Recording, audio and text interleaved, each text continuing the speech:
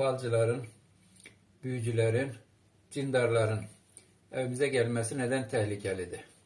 Tabii ki bizim hiç kimsenin ekmeğinde, suyunda gözümüz yok.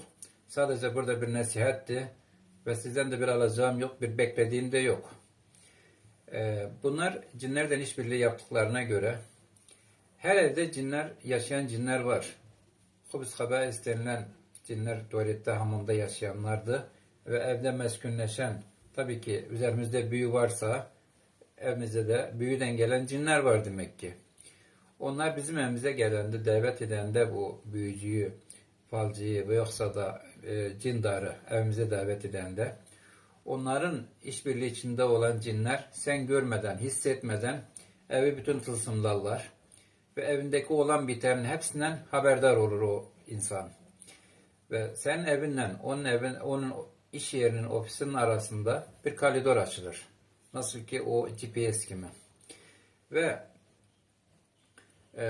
seni kontrol edebilir.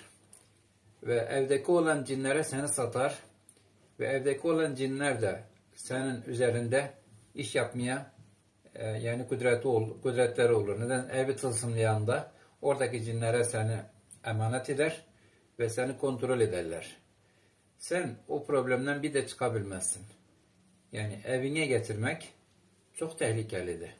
Ve bu sadece benim sözüm değil. Rukyeci hocaların birçoğunun görüşü böyledir.